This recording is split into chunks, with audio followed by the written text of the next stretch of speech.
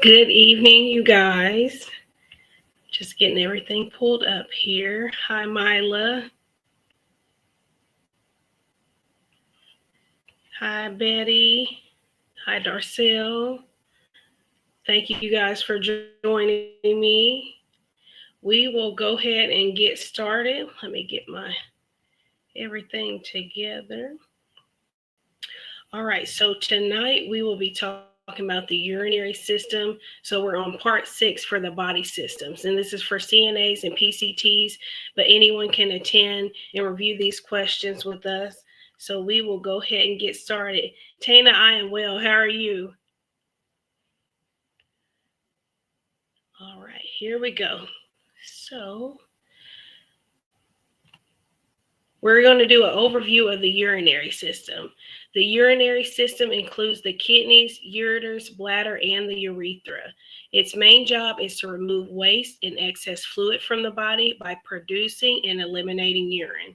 The kidneys filter the blood, the ureters carry urine to the bladder, and the bladder stores it, and the urethra allows it to exit the body. Good to see you all as well. So why are we learning about the urinary system? So we want to detect problems early. You may be the first to notice changes in urine color, smell, or amount, and the important signs of infection or kidney issues. So we want to prevent infections. You guys know prevention is key. We want to do good hygiene, perineal care, and catheter care to help prevent urinary tract infections, also known as UTIs, especially in older or immobile patients. So we want to support fluid balance. Fluid balance is very important. So we want to monitor our eyes and nose, and that's our intake and our output, which is key to identifying dehydration or fluid overload. Then we want to have better reporting. So we want to understand the system, which helps us communicate clearly with nurses when problems arise and improving patient outcomes.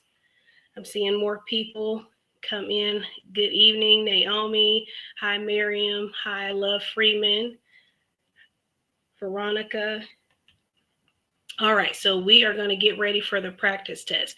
So you guys are about to take a short quiz on the structure and the function of the urinary system, common urinary problems like infections or retention, what action CNA should take based on patient observations, and also catheter care and hygiene basics. So as a tip, you want to read each question carefully and think like a CNA. What can you do to help the patient based on your training and your role? So keep that in mind whenever you're taking the test. I'll give you guys a few minutes or a few seconds to grab a pen, paper. Yes, everyone here will pass. That is very true. This is good energy, you guys. Keep it up and happy Monday. So I'll give you a few more seconds to grab something to write with, jot down your notes, and we're going to jump into the quiz. Here we go. Question number 1. Which of the following is a normal age-related change in the urinary system? A is increased bladder capacity. B is increased ability to concentrate urine. C is decreased kidney function. Or D, decreased risk of urinary tract infections. What do we think is correct here? Give you guys a few seconds. Yes, Mila, I am having a good day. Thank you.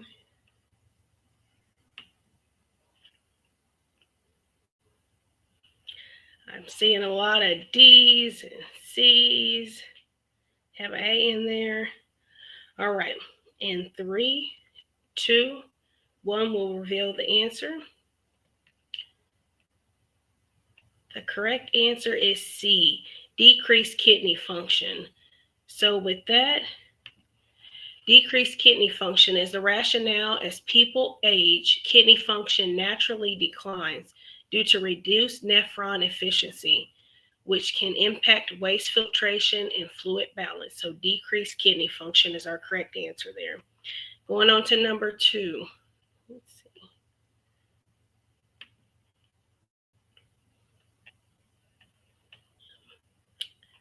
Gotta scroll up just 1 second, you guys.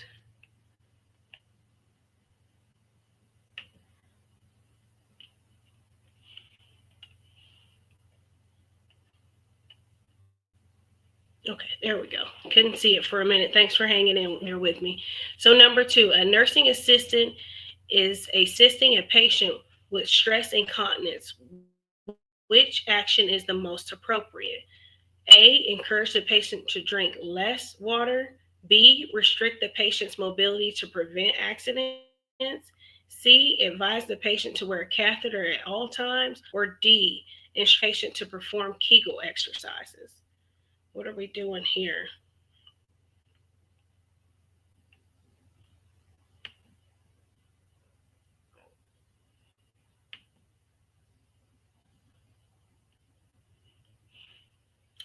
I'll give you guys a few more seconds here. Good evening, Nicole and Catherine and Vanessa. Again, thank you guys for joining me this evening. All right, here we go in 3, 2, 1. The correct answer is D, instruct the patient to perform Kegel exercises. So the rationale, Kegel exercises strengthen the pelvic floor muscles, which can help improve bladder control in patients with stress incontinence. So if you guys aren't familiar with Kegel exercises are, you all can do them and no one will ever know that you're doing them. So one thing that you can do is that you kind of like pretend like you're going to urinate and you have the flow going, and then you try to squeeze those muscles really tight so that the urine stream stops. So squeeze real tight, and then you hold that for a few seconds and then you release. So when you're doing that, that's strengthening the pelvic floor, which can help you, like if you're having issues with incontinence, it'll help you retain that bladder so it's not leaking. So those are good to keep your pelvic floor toned. All right, next question. What is the best dietary recommendation for a patient with chronic kidney disease? A, low sodium, low sodium and low protein diet, B, high protein and high potassium diet. C, high dairy, high phosphorus diet. Or D, high sodium and high fluid intake.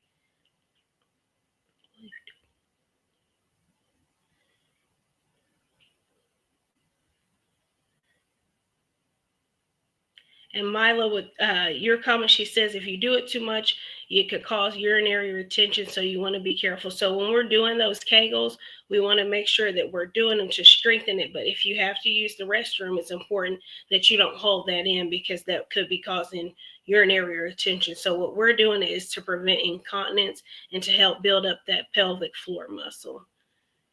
All right, you guys, a few more seconds here. I'll give you 5 seconds and then we will reveal.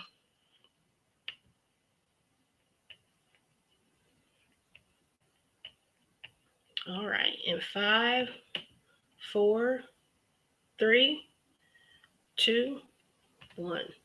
The correct answer is A, low sodium, low protein diet. So the rationale, a low sodium diet helps prevent fluid retention and hypertension, while a controlled protein intake reduces the workload on the kidneys. So the picture shows some examples that a patient can have with chronic kidney disease stage 4. So they can have fruits and veggies, low sodium iron items, plant proteins, high fiber foods, healthy fats, and then foods you enjoy. Whenever I say sodium, can you guys give me what that means like in layman's terms? So if I'm just talking to someone and I'm telling them to reduce their sodium, they're like, I don't have any sodium. What's that? What would you guys tell them? I'll be looking in the comments on that one. Just waiting on salt. Yes, good job, Tori. Great job. You guys are so smart, and I appreciate the interactions. Yes, definitely salt intake. So, you have to make sure the way that you're communicating with someone that they're understanding it. Because if I'm saying sodium all day and they have no idea what I'm saying, it's not making that connection with them. So, yes, great job. All right, here we go. On to the next question. Which of the following is a primary cause of urinary tract infections in female patients? A, frequent hand washing. B, dehydration. C, a shorter urethra. Or D, consuming cranberry juice. What do we think for this one? So it's want to know the primary cause of UTIs in females.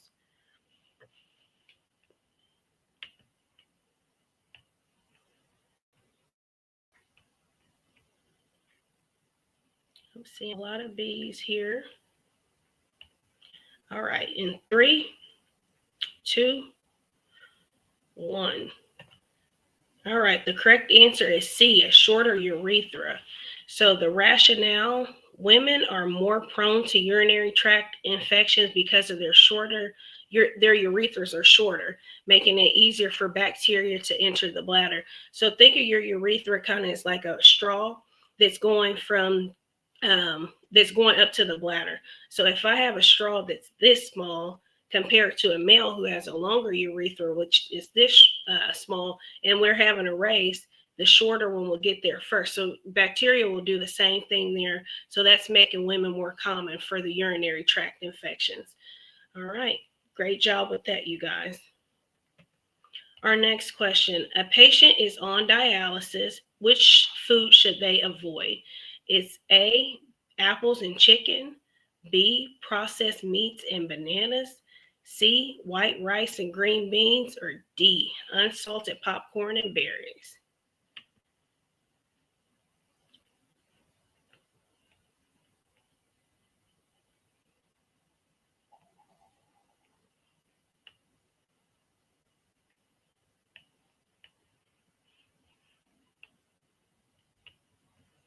Give you guys a few more seconds on this one.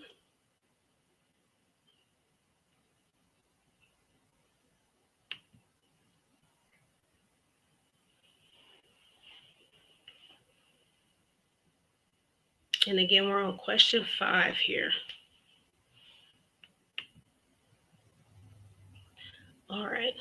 So the correct answer is B, processed meats and bananas. So the rationale, processed meats are high in sodium and phosphorus, while bananas contain high levels of potassium, which can be dangerous for a dialysis patient. All right, here we go on to number 6.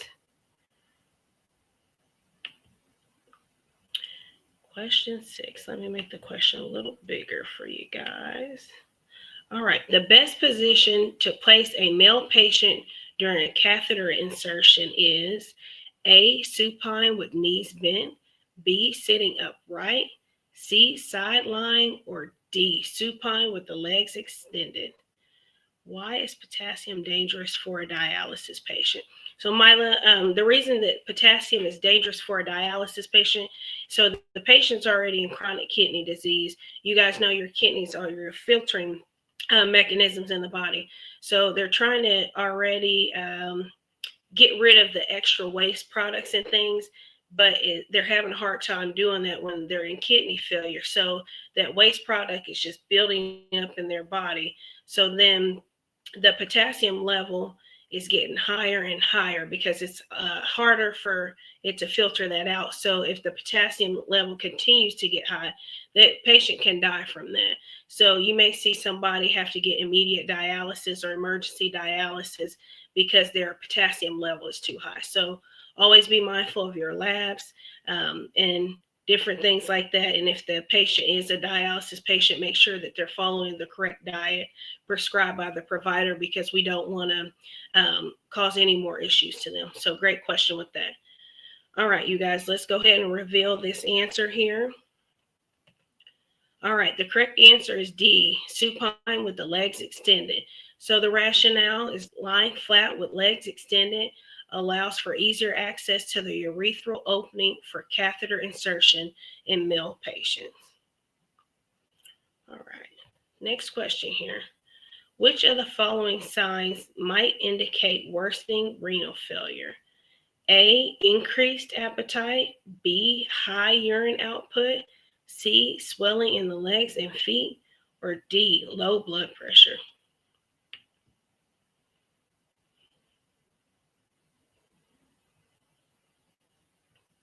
Give you guys a few seconds there.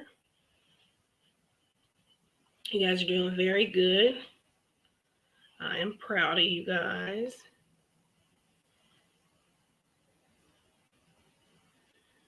All right, here we go in 3, 2, 1. Swelling in the legs. C is the correct answer. Great job. So edema is a common symptom of worsening kidney failure due to fluid retention. So you guys know edema is the swelling, so swelling in the legs there. Great job. All right, next question. We're on question 8. So the best way for a CNA to assist a patient with functional incontinence. A, offer scheduled toiling assistance. B, encourage the use of bedpans only. C, place an indwelling catheter. Or D, limit fluid intake.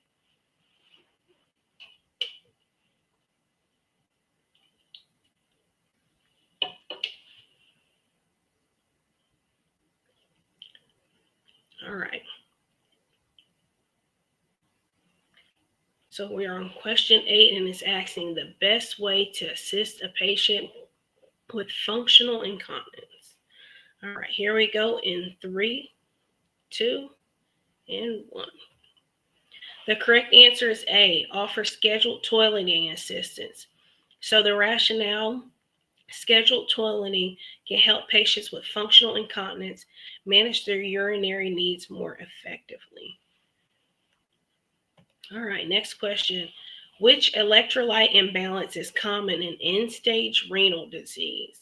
A, low potassium. B, high potassium. C, low sodium. Or D, high calcium.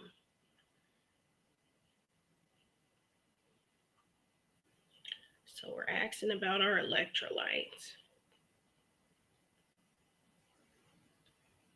Is this a tough one, you guys?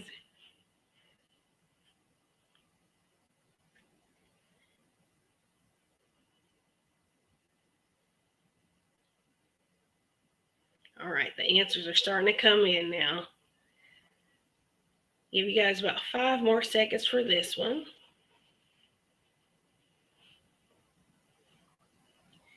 All right. Here we go. The correct answer is B, high potassium. So kidney failure often leads to hyperkalemia. There goes your prefix hyper, meaning high, which can cause dangerous cardiac arrhythmias. So high potassium can lead to death because it can cause the dangerous cardiac arrhythmia. So please be mindful of that. All right, next question here. A patient with nocturia should be advised to A, limit fluid intake throughout the day. B, drink plenty of fluids before bedtime. C, avoid daytime naps. Or D, reduce caffeine and alcohol consumption.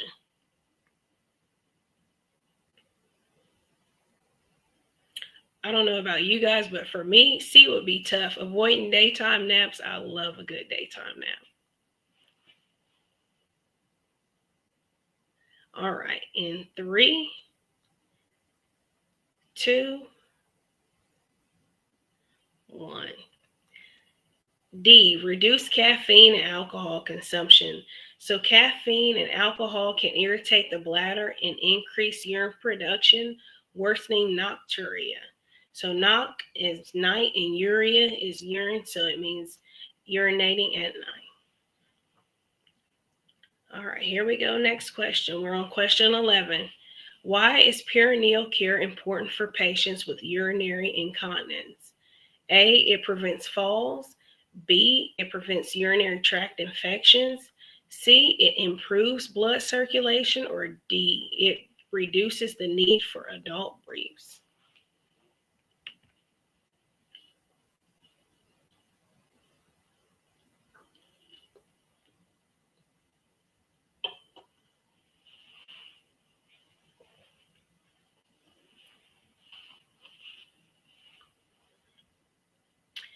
I'm seeing a lot of people show up every week to this, so that is really good to have you all. And thank you guys for tuning in.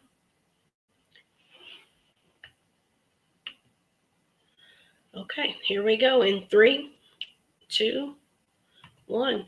B, it prevents urinary tract infections. So that's the rationale says good perineal hygiene prevents bacterial growth and infections in patients with incontinence.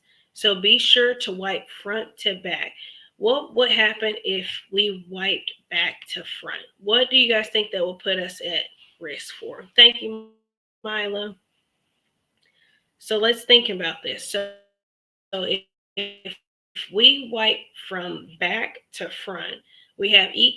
coli coming through the stool on the back end. So if we're wiping that from the back to the front, we're at high risk for a UTI, high risk for infection, bacteria going into the urethra, which we know women are more at risk for getting a UTI because that bacteria is just crawling up. So yes, for sure, spreading bacteria. So it's important that we as caregivers are wiping our patients from front to back, and then also that we teach our patients as well, be sure to wipe from front to back, because we don't want them to get a urinary tract infection or any kind of infection for that matter, but front to back always. Great job, you guys. All right, here we go. Question 12. What is an early sign of dehydration in elderly patients? A, high blood pressure, B, fever, C, increased appetite, or D, dark urine?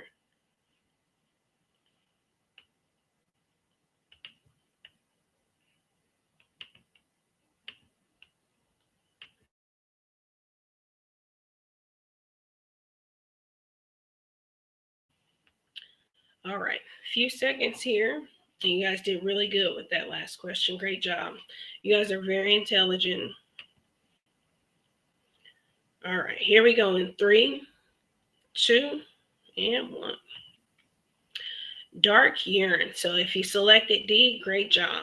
Dark urine, dark concentrated urine is an early indicator of dehydration. So in this photo, you can see from moving from left to right, it has this clear urine, then it's going to more amber, then it's dark, and then it's more concentrated. And this very last one here to the far right, that's an example of hematuria. So there's blood in that urine. That's why it has that pink tinge color.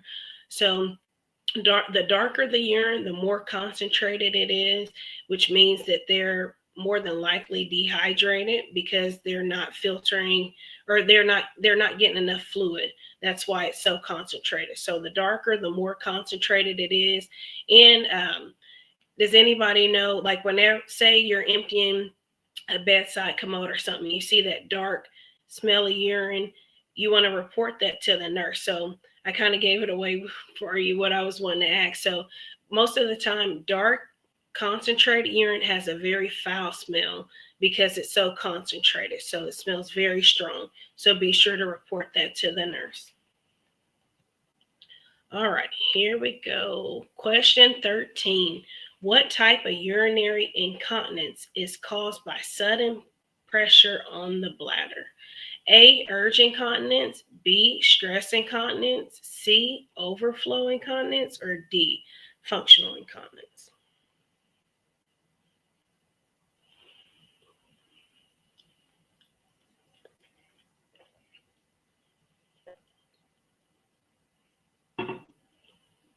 All right, a few more seconds for this.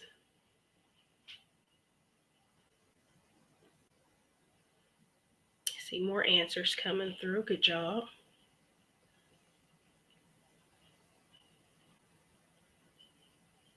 Okay, in 3, 2, 1. Correct answer is stress incontinence. So with this one, the rationale is stress incontinence occurs when pressure on the bladder from coughing, sneezing, laughing, or exercising causes urine leakage. During pregnancy, the growing uterus increases abdominal pressure, which puts strain on the bladder and the pelvic floor muscles, contributing to stress incontinence. So sometimes, I don't know if you guys remember that commercial. It was, I believe, Detrol LA. It was in the early 2000s or late 90s. It was the gotta go, gotta go, gotta go right now. And that's because of stress incontinence. So if you sneeze sometimes and you're like, oh, I leaked a little bit, that's an example of stress incontinence. So great job with that. All right, next question. Question 14. Which condition is most commonly associated with the enlarged prostate? A, urinary retention, B, kidney failure, C, increased urine output, or D, urinary incontinence? What are we thinking here?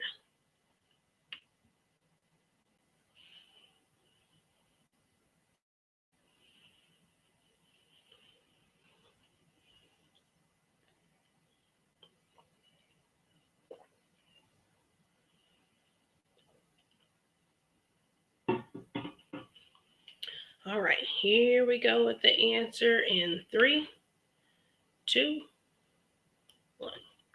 Urinary retention. So an enlarged prostate can obstruct urine flow, leading to difficulty emptying the bladder. So the picture shows on the right, that's an enlarged prostate, and on the left is a normal prostate. And the prostate is usually about the size of a walnut. So some issues that you may see with the enlarged prostate, it may be more difficult for the patient to empty their bladder. It may be more difficult to catheterize the patient. If you guys are working, if once you become a nurse, that's something that you'll be doing, is doing catheter. So if we have a male who has an enlarged prostate, the prostate is part of the urinary system, so it's right below the bladder. But if it's empty, or if it's restricting, if it's enlarged, it can restrict the flow. So do you see in the picture on the right hand side, it's showing how it's restricted through the area, so it's making it more difficult for that urine to come out. So if you're catheterizing a male patient who has an enlarged prostate, you may see that they need to use a Coude catheter. So with the Coude catheter, it's kind of like bent a little bit at the end like this, so it can go around the enlarged prostate. All right, there we go. Now we'll go to the next question. Question 15. A dialysis patient complains of extreme fatigue and nausea.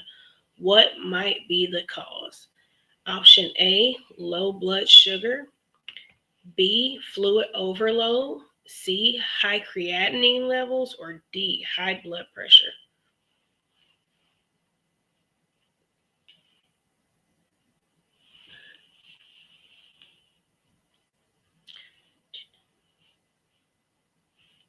We're going to use our critical thinking skills for this one, you guys. I know you guys are very smart and you can think this one through.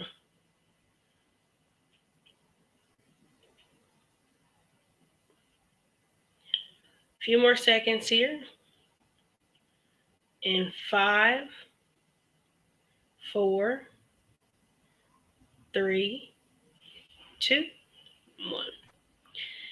High creatinine levels. So option C, creatinine is a waste product that comes from normal muscle use. Healthy kidneys filter creatinine out of the blood and remove it through the urine. When the kidneys aren't working well, creatinine builds up in the blood, which can make a person feel sick or tired. As a CNA, it's important to report if your patient seems unusually weak, confused, or nauseated, as these could be signs of kidney problems. All right, question 16. Which intervention is best for a patient with urge incontinence? A, bladder training. B, limiting physical activity. C, decreasing fluid intake. Or D, wearing a diaper at all times.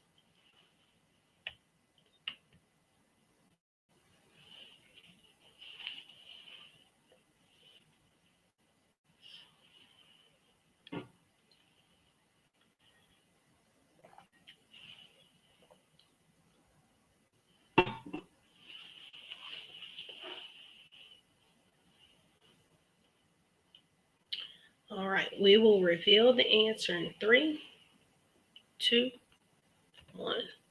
Bladder training. So bladder training helps control sudden urges to urinate by gradually increasing the time between bathroom trips. So first, an example may be you go every 30 minutes as an attempt to see if you need to go, or you're taking the patient every 30 minutes. And then you're going to increase it to an hour the next time. And then you're going to increase it to an hour and a half, and then to 2 hours. So what you're doing is expanding that time. So giving the bladder more time to fill up. without having any accidents with that. So bladder training, that is what that is. All right. Question 17. Which urine characteristic is a possible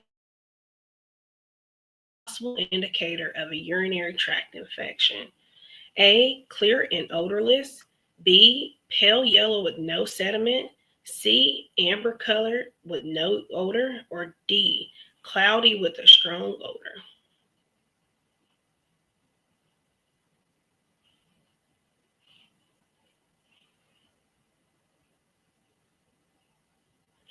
So we're looking for signs of infection.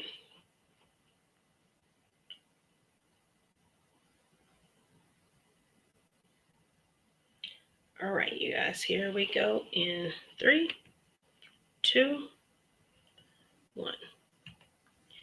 D, cloudy with a strong odor. So cloudy urine with a strong odor may indicate a bacterial infection in the urinary tract. So you guys see the picture of a, let's see, someone asked a question, but is it on? Give me 1 second and I'll answer that for you. So the cloudy urine with a strong odor may indicate a bacterial infection in the urinary tract. So that picture, it shows the cloudiness. So you can tell if urine is clear or cloudy by one, looking through it. If you put it on a flat surface, if you can see right through it, then it's clear. If it's difficult to see through, then you would consider that cloudy.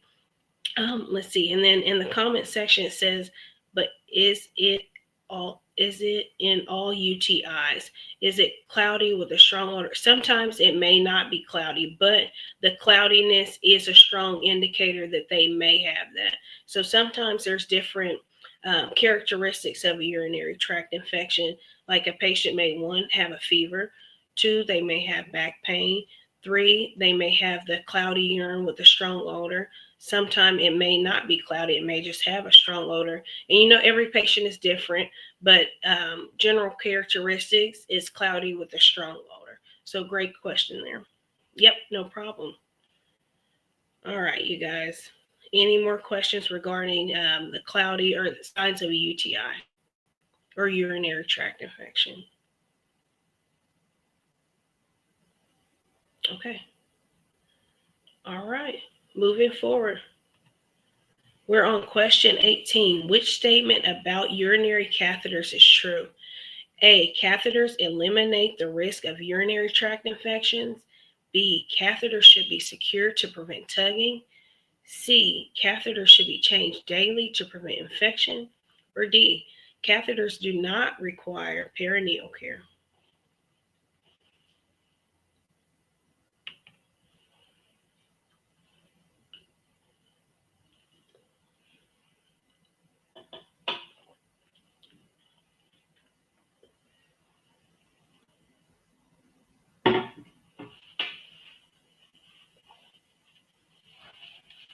All right, we'll reveal the answer in 3, 2, 1. The correct answer is B. Catheters should be secured to prevent tugging. So the rationale is securing the catheter reduces trauma to the urethra and prevents accidental dislodgement. So in the picture, that's an example of a catheter securing device. So you may see that on a patient's upper thigh because the catheter is coming out of the bladder. So it's a tube that's coming out of the bladder. So if we just leave it without being secured, it can tug. And when we as nurses, when we put the catheter in, we have to instill water into the balloon. Now that balloon is about 10 to 20 cc's. It depends on what the manufacturer says to put how much normal saline that we want to put in there or sterile water. So it's a balloon inside the bladder. So picture this is the bladder, this is the balloon. If you tug on that, that's going to come right out, or it's going to tug against the bladder, which you may notice. That's okay that you didn't read it properly. Just take your time reading your questions, you guys. But you guys are doing excellent. But if you notice that it's tugging on there, you may see blood or trauma to the urethra because of it tugging. So make sure that it is secured to prevent from tugging. So great job with that, you guys. All right, next question. We're on question 19. A patient on hemodialysis should be monitored closely for A, hypercalcemia, B, high blood sugar, C, hypotension, or D, increased urine output.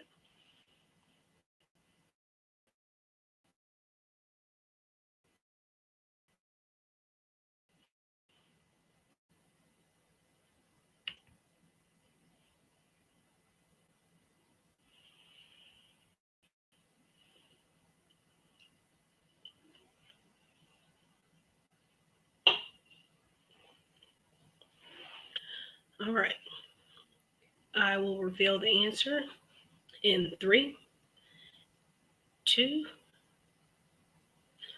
1. C, hypotension.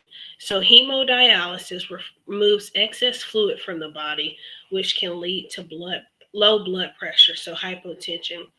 So with that, you may see if a patient is on hemodialysis, they're in chronic kidney disease. So their kidneys aren't able to filter out the waste products. So they have to go to hemodialysis to have this done. So in the image that's in the slides here, we have a patient, they're hooked up to hemodialysis. So as you guys can see, the blood and the tubing, that's from the patient. So it goes into this dialyzer and it cleans the blood, and then it goes back into their body because they're unable to do this on their own. So if I had good kidney function, which I do, so I'm able to get rid of these waste products through my urine.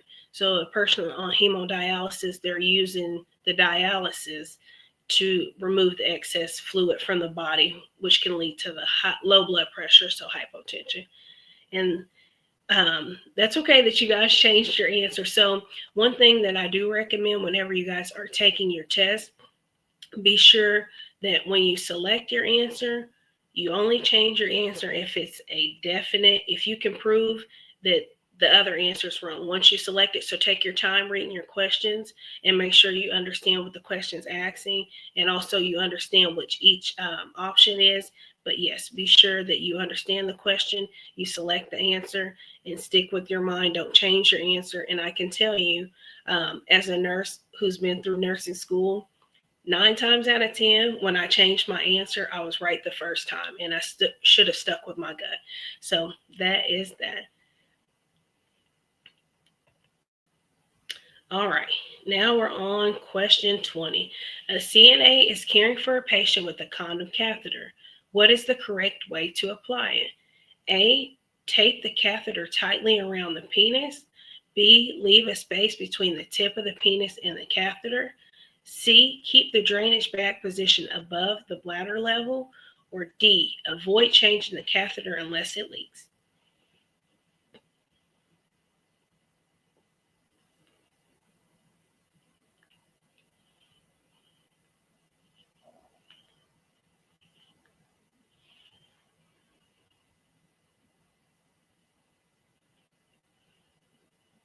I see the answers are slowing down here. You guys are very smart. Just think this through. Think it through and we will get it. And the more that you guys continue to do these practice questions, the more familiar you'll be with the content,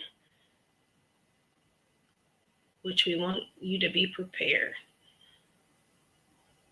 All right, guys, in 3, 2, 1. So B, leave a space between the tip of the penis and the catheter. So as a rationale, a small space, about 1 inch, prevents pressure injuries and allows proper drainage. And then over to the left, there is a free CNA skills video on YouTube to look at for placing a condom catheter on a male resident. All right, what is the main purpose of hemodialysis in patients with kidney failure? A, to help the patient produce more red blood cells. B, to increase bone strength and calcium levels. C, to improve lung function and oxygen levels. Or D, to remove waste products, toxins, and extra fluids from the body.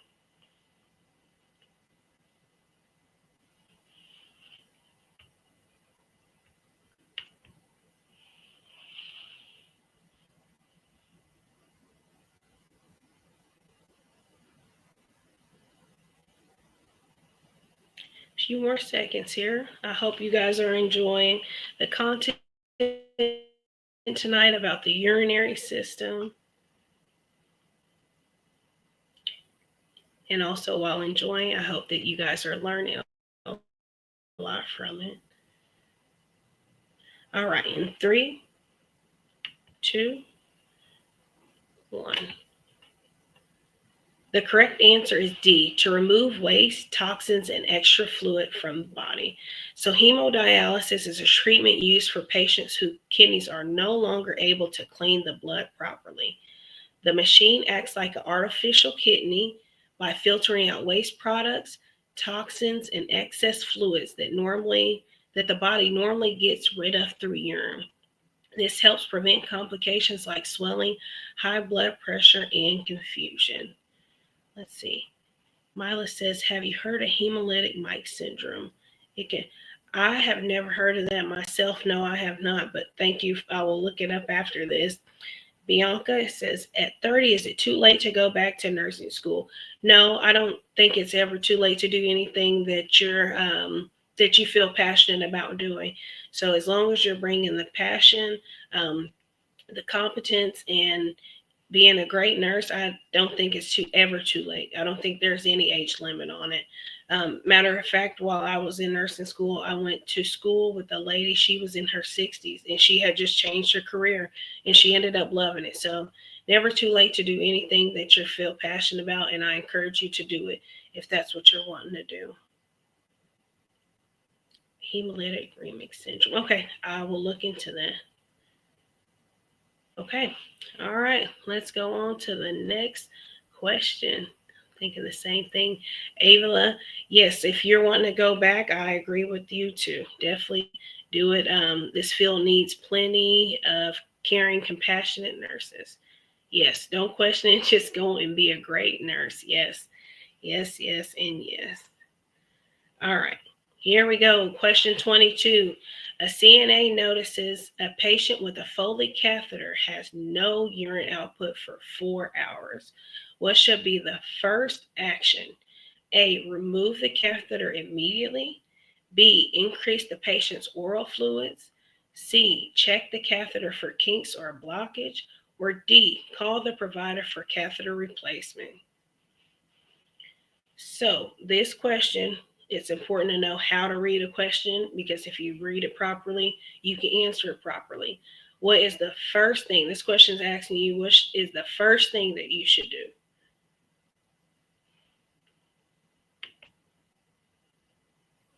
Give you guys a few more seconds here.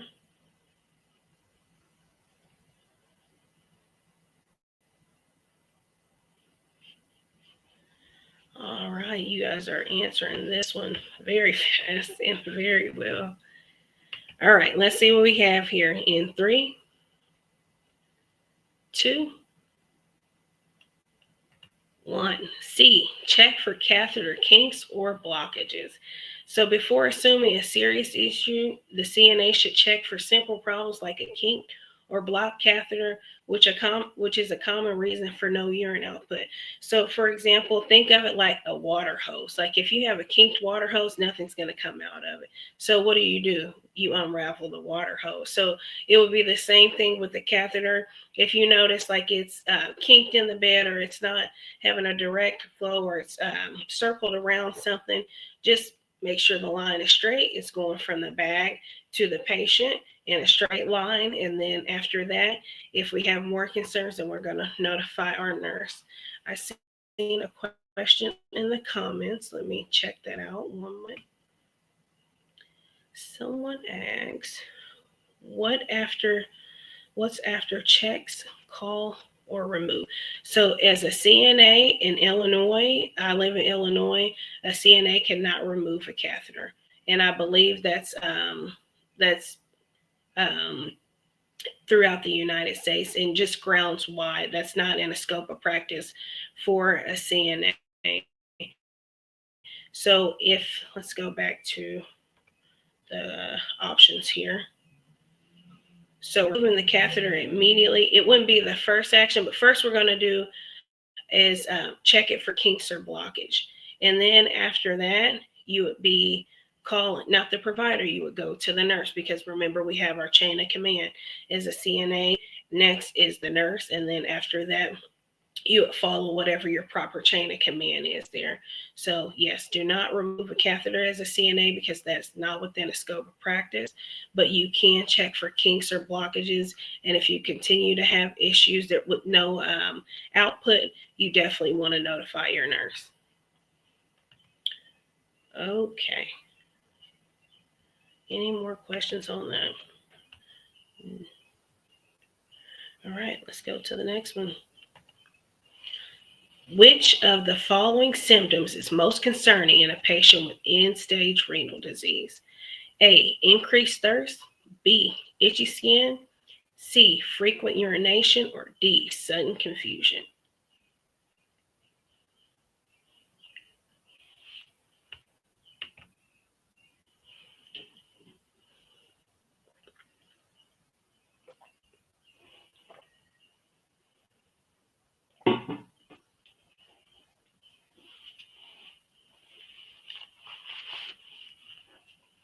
All right, revealing the answer in 5 seconds. So 5, 4, 3, 2, and 1. Sudden confusion. So confusion may indicate a dangerous electrolyte imbalance, such as high potassium levels, which can affect heart function. So we've been hitting this hard: potassium, potassium, potassium. So kidney disease, think they're at risk for high potassium. So we always want to notify the nurse if we have any doubt that there may be an issue there with the potassium level.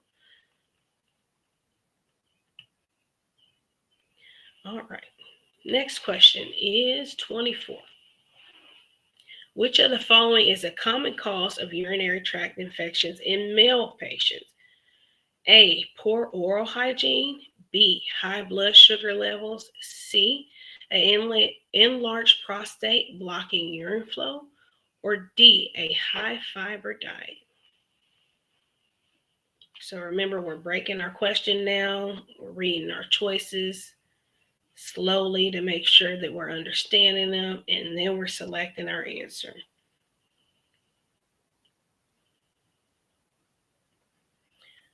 A few more seconds here. All right. In 3, 2, 1. C, enlarged prostate blocking urine flow. So in male patients, an enlarged prostate can press against the urethra and make it difficult to completely empty the bladder. When the urine stays in the bladder too long, bacteria can grow and cause a UTI. CNA should watch for signs like frequent urination, pain, or changes in urine color and report them to the nurse.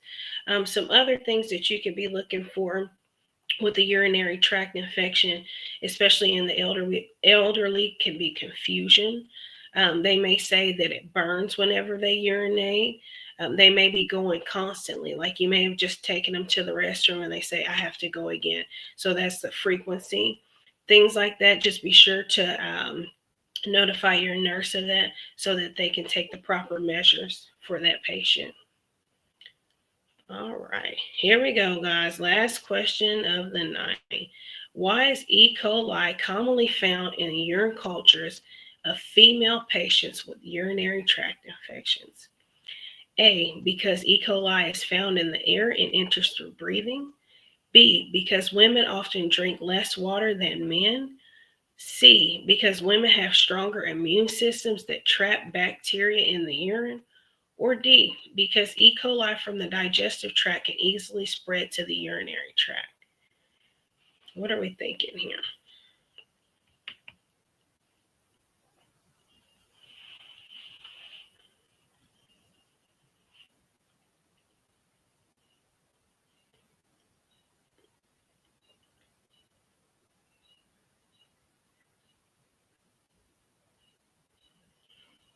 All right, here we go with a drum roll for the last answer in 3, 2, and 1. The correct answer is D, because E. coli from the digestive tract can easily spread to the urinary tract. So E. coli is the bacteria normally found in the intestines. In females, the urethra is shorter and closer to the anus, making it easier for bacteria like E. coli to move from the rectal area to the urinary tract. This increases the risk of urinary tract infections, and CNAs should encourage proper perineal care by wiping from front to back to help prevent UTIs. So remember, we talked about that one already. So we said that we don't wipe back to front because that E. coli would come from the rectal area to the urinary area. It'll crawl up that urethra and they'll get a urinary tract infection. So we do not want that, and prevention is key. So always wipe from front to back there. Great job, you guys. And let's see. We have a bonus question. So, which of the following is a correct CNA responsibility when caring for a patient with a Foley, which is an indwelling catheter? A, changing the catheter if there is buildup near the meatus. B, flushing the catheter tubing if urine output is low. C, gently cleaning around the urinary meatus and catheter each shift. Or D, applying powder near the meatus to keep it dry.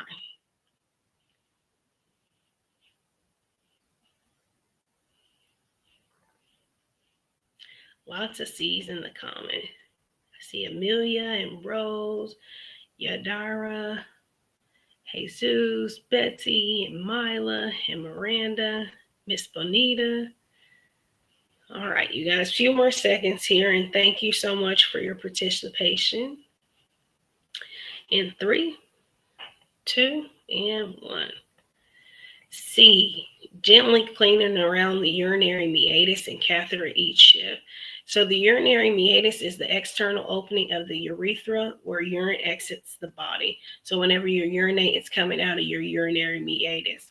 CNA should clean around the urinary meatus and catheter insertion site at least once per shift and as directed by the care plan. So be sure that you guys are reading that care plan. This helps prevent infection and maintain skin integrity. CNAs are not responsible for flushing or changing catheters, and powders can irritate the area or increase the risk of infection. So proper peri-care, making sure you're cleaning it at least once per shift, and gently cleaning around the area. And if they have a catheter, you guys know with proper catheter care that you're going to make sure that you're not tugging on the catheter when you're cleaning it. You're going to wipe straight down using the different area of the cloth or the peri wipe if you have one each time, and making sure that there's no discharge or anything on that. So we want to make sure that we're cleaning that up very well. Let's see, I'm reading in the comments. Avila, failed to write. This is why I gave up. Well, don't give up, Avila. If you feel like this is what your heart is set on doing, sometimes things don't come easy. You have to work hard for them, but in the end, the results are great. So definitely keep going, keep trying, use your resources. There's so many out there, and just find what works for you, but you'll get it. Just keep going. Don't give up. All right, so always remember, caring CNAs become caring nurses. And if you haven't done so already, go to the Florida Training Academy YouTube site and subscribe to our videos. Myself, Nurse Jackie, and also Nurse Eunice are so glad to have you guys. I know there's a lot going on during the week, and I appreciate you all starting yours off with me. Mila asks if we can do a CPR quiz next. Let's see, I will reach out and we'll see what kind of content we'll have for you guys, but we do always take your recommendations into consideration. So thank you guys so much for that. Let's see. So there we go again. So comment, like, share, and subscribe. And we have the website, www.fltraining.com. And thank you guys so much. I appreciate you guys tuning in with me. Somebody passed their exam on Friday, so congratulations for that. You guys are doing great, and I appreciate them. If there's no further questions, I will see you guys next week on Monday, I will be checking in with you guys and I will be presenting something for you all. So thank you much and good luck with everything. You guys have an amazing week and I'll see you next week.